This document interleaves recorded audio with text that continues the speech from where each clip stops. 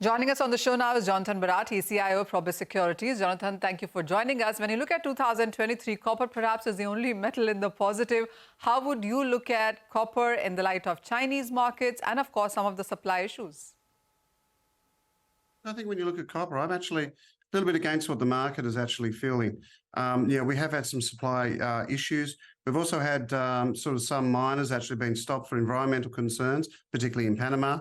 I think we could get quite a large and quick turnaround for copper. I'm actually quite bullish copper at this stage. I think that if the economies are looking a little bit more robust, then I actually think that you'll find there'll be more demand for copper and for other metals. And as a result of that, I think I can see some of the metal prices are moving quite high, particularly copper from these regions. So if anything, we're long and we like the look of it. All right. There have been reports from Goldman Sachs to Citi suggesting that the next 1 to 3 years, copper prices can see all-time highs. What's your sense on price view? Look, I think so, yes. When I think the interesting thing here is that when you look at really what's happened in the last 6 months, when you've looked at sort of the demand for copper, and you look at, when you look at replenishment of supplies, military issues, things like that, you can see that all of a sudden you've got this huge deficit starting to swell. And with that deficit, that's a market-induced deficit.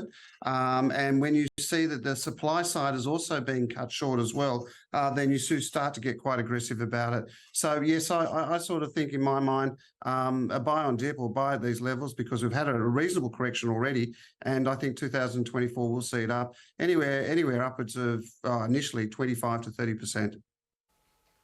Okay. And even as copper is up 2% for this year, nickel clearly has been an underperformer. There's a huge expectation on demand going forward from EVs and batteries. What's your sense on nickel prices? Look, I generally think that, the market sort of got itself a little bit overdone. And I think we're still got to be quite optimistic about where nickel will go.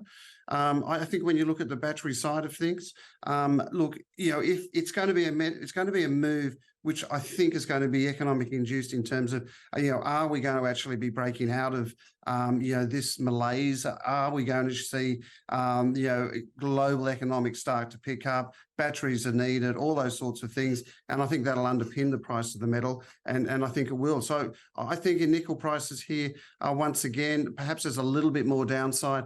But I think generally, as the economies start to look a little bit better, then I think that naturally the price will pick up.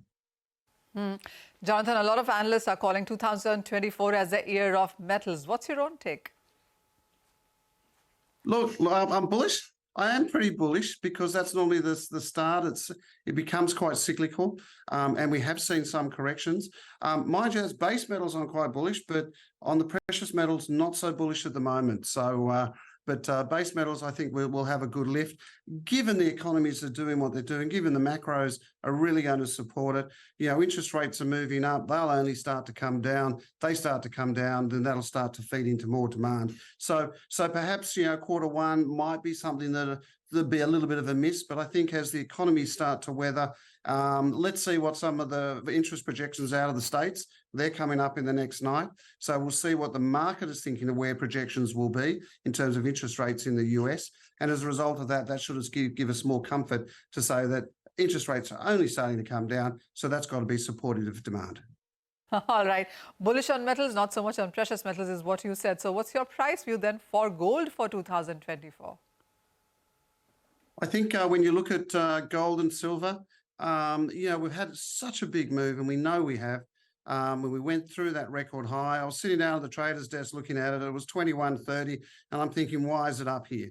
I get a sense that we'll continue to see a large clean out in gold.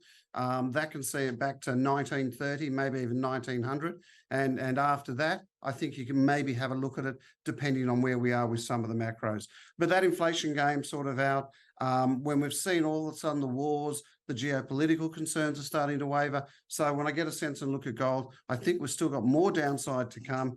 And I won't signal a buy until I can really think that the fundamentals are there to support it. All right. You've said 1930 to even 1900 on the lower side. Any upside that you would want to give us on this one? Look, I think when you look at it, 1930 is the target, and then we've got 1870 on the downside. All right, you're absolutely not bullish when it comes to gold, but quite bullish when it comes to copper. Jonathan, as always, thank you so much for joining us with your sense on all of those metals. With that, it's a wrap on Halftime Report. Business Lunch will take all the action forward.